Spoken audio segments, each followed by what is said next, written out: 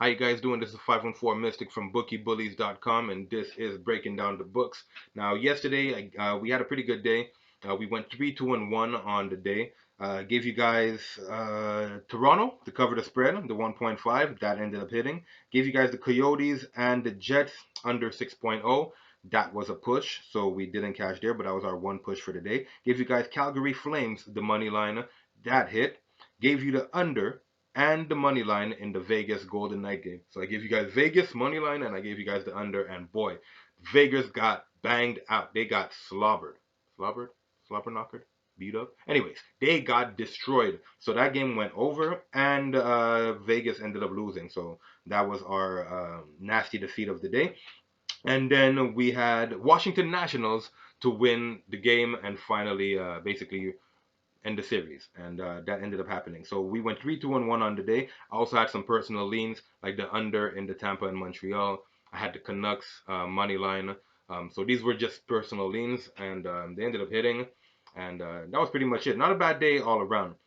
Today we got a pretty decent slate of NHL games, starting with the Avalanche versus the Pittsburgh Penguin. And for the Avalanche, we got Grubauer at net. For Pittsburgh, we got Matt Murray. Grubauer was sporting a 2.51 goal against average, while Matt Murray's 2.82. So neither of these goalies are letting in more than 3 goals a game. So that's pretty solid.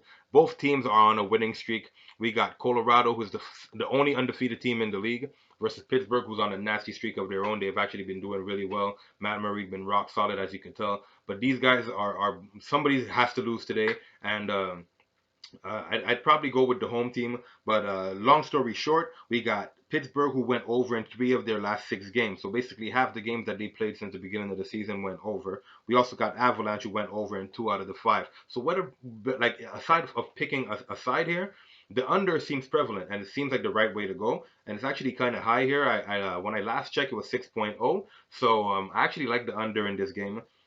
If I could get it at 6.5, some books will give it at 6.5. I'll take that also. I think that's a pretty good I think that's a pretty good bet on the night. But if I had to pick a side, I would hate to bet against the home team, the more experienced team, the championship caliber team who've actually won together. But I actually have a liking to Avalanche. I like what Nathan McKinnon and them boys are doing over there. They got some real fire over there in Colorado, and they're keeping Colorado hot. You know what I mean? If they need a reason to be hot. So me personally, I wouldn't pick a side here, but I would definitely go with the under, and that's probably going to be my first pick of the day. Now I'm sure that it's not a popular pick. I'm sure most people are going with the over because it's going to be a more a more firepower game, if we could say that. But I would rather go with the under, thinking that's going to be a pretty defensive game between the two. Moving on, we got Toronto versus Washington. Hutchinson at net versus Samsonov. Hutchinson's been allowing way too many goals for Toronto's liking, but who am I kidding? So would Frandy Anderson. Toronto in general just lets in a lot of goals. At 2.85 is Hutchinson. Samsonov, who's been really, really freaking good. He's been letting in 1.46. He should have had a shutout in his first start. It was an unlucky bounce that went off of his own player's skate, and that was crazy. You know what I mean? But Samsonov been really, really good. I'd like to see him against competition. Today's going to be a really good game. If I had to say anything, it's going to be game of the night. I'd probably go over it personally. It'd probably be Washington to win because I really don't see Toronto as being that good. And they just played yesterday in the back-to-back, allowed these teams, anyways. Long story short, we had them to win yesterday, and I'd love to go back to the well, but I really like Washington here. They got goal scorers. They got Samsonov, who's a rookie, a really promising rookie right now. I'm high off him, and maybe he hasn't seen competition yet. I'd like to see him against these bad boys on Toronto. So we're gonna see what goes on. Um, so basically, Samsonov's actually 2-1 on the season, while Hutchinson has only got one. Basically, he has one overtime loss. Washington went over in 3 of their last 7. Toronto went over in 3 of their last 7. Like I'm saying, I would lean the over. I'd even give you the Washington, but I'm gonna skip over this game. If I had to put any money on it, I'd call this game 6-3 Washington wins. Or no, bold prediction 4-5. No. Anyways, 6-3 Washington wins, and Samsonov tries to hold it down despite not. Maybe even lower than that. Maybe Toronto doesn't even get through to Samsonov. But yeah, bold prediction 6-3 Washington. But again, bold prediction. Moving on, we got Dallas versus Columbus. Bishop versus Corpusalo. Bishop is 1-3-1 on the season, while Corpusalo's 2-2. Who's the Columbus's starting goalie? So he doesn't really have any reason. Neither of these teams really have any excuses to not be so hot.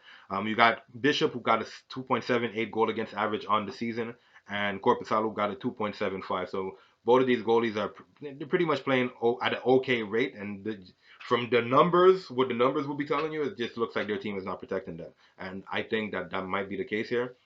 I see an over game in this situation.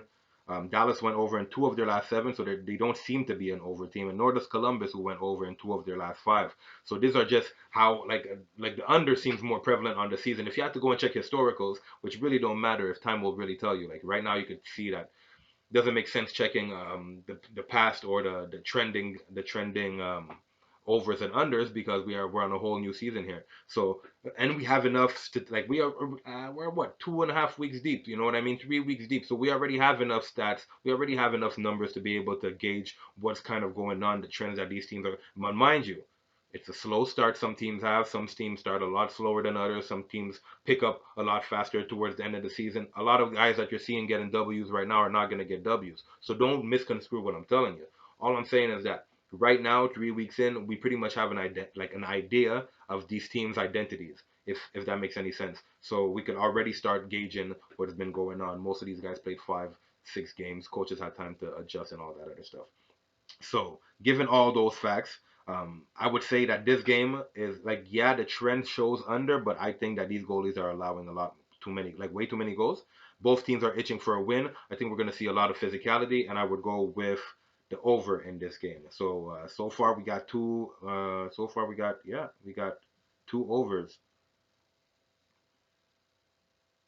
Yeah, so far we got 2 overs in this game. Moving on, we got uh, Philly versus Edmonton, where we got Carter Hart versus Koskinen. Carter Hart has a 1.62 goal against average, while Koskinen has a 2.40. Philly went over only once, so obviously you see a 1.62 goal against average. Obviously, they only went over once this season, so they're an under team. Edmonton went over in half their games that they played, so they don't really have any consistency there. Edmonton, I don't see them getting to Carter Hart. I'm sorry.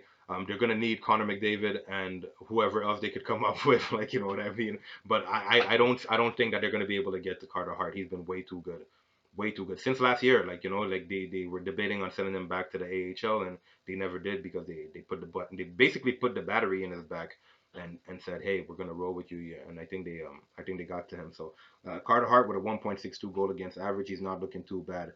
So I would like to go with Philly in this game. And if I had to make a choice, I'd go Edmonton not to score 3 on Philly in this game. So I would make those official plays.